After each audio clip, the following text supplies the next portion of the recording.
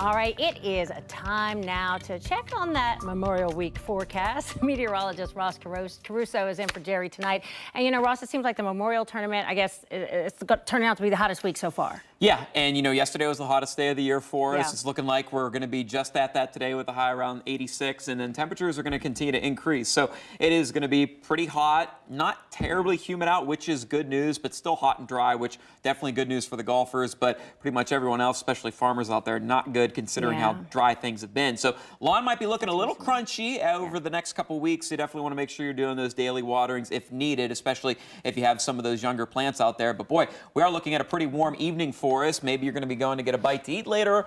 Still want to have the sunglasses, the sunscreen. Temperatures are hanging out in the mid 80s for us, still sitting at 86 degrees. Once that sun angle starts to go down, of course, it won't be as harsh out there. And it's nice to see we have a little bit of cloud coverage, but dew points starting to hike up near 60 degrees. So again, feeling a little mugginess into the air out there, but more so talking about some pretty toasty conditions with those temperatures. You can see across Franklin County, 87 in Groveport, 84 in Grove City, 86 here in Columbus, 85 in New Albany, and 85 in Westerville. 88 degrees the current temperature in Hilliard, one of the hotter spots on the map for us. And unfortunately, again, not seeing a whole lot of rain out there. We're likely going to end the month in a deficit as far as the potential for precipitation coming near average, which is, again, thanks to the dry conditions we've been looking at. But we do have some showers out there. We do have some of these small areas, some downpours passing through, mainly just along and south of the Ohio River, but just south of Athens there. Really not going to see much potential over towards Jackson County in between Oak Hill and Wellston there. We're going to continue to see likely a lot of this start to fizzle away, and for us,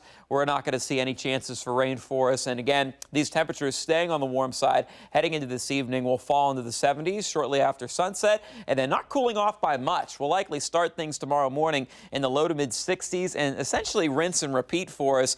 Of course, we're going to be looking at more sunshine as well. Temperatures will be knocking on the 80s by lunchtime, and then looking at another toasty afternoon as temperatures climb in the mid to upper 80s. Looking at the first round of Memorial Tournament that'll be kicking off on Thursday, even hotter. Winds will be generally light out of the east. Temperatures will likely be into the 60s to start early in the morning when the gates open, but then quickly heating up near 90 degrees by the late afternoon. And we're going to continue to see the influence of this large area of high pressure, warmer air that's going to be surging in, but it's not extremely strong to where we're getting a ton of southerly flow. Otherwise, things would be very hot and humid.